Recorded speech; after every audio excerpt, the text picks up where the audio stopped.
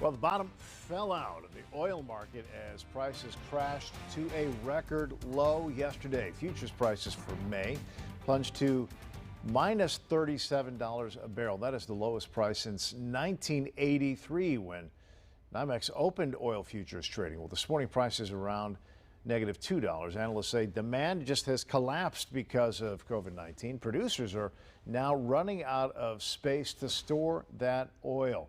And we have really seen this reflected in prices at the pump. We want to know how it's affecting gas prices long term. Our financial guy, Pete the Planner, is joining us now to talk more about this. Pete, how you doing this morning? I'm doing well. I just keep thinking about my high school econ teacher there at Pike High School, right by the studio, Cal Ewing, who taught me about supply and demand. And Ray, a lot of Americans are getting a crash course in supply and demand right now. There is no demand for oil.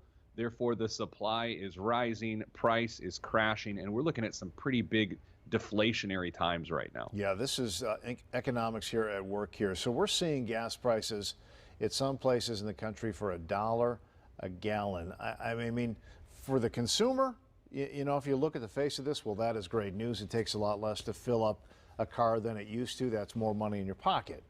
However, how do you see the long-term implications of this? Well, there's a couple things. First, the state gas tax is 30 cents in Indiana. The federal tax is 19 cents. And the fact of the matter is, I have not driven in the last 5 weeks as much as I typically drive in one normal pre-pandemic day. So the impact this has on the consumer is negligible. The bigger issue is that the oil markets do more than just provide us oil. They're traded in futures. So they're part of people's portfolios, which creates all sorts of chaos that I can't explain in 2 minutes. But this is a bigger issue than people think, not from the pump standpoint, but from the economy at large and how deflation may take hold. Well, you bring up a good point. You know, a lot of taxes are based on gasoline sales. Without more money in the coffers, you know, services, you wonder how will those be impacted? Yeah, you are seeing, and I feel good about this actually, gas stations putting a few more cents per gallon on the price to help themselves out because they are not selling as much gas with less volume. They need more profitability on those gallons of gas they are selling. I mean, again, it doesn't help, but I'll just say we're seeing economic theory from the last century play out in front of us right now. And as much as it hurts everyone, I'm fascinated to see what's going to happen because there's a lot of unprecedented moves going on right now. Yeah. Hey, let's switch gears a little bit. Still waiting on your small business loan, but have you gotten word that you know things are looking in a positive direction for you?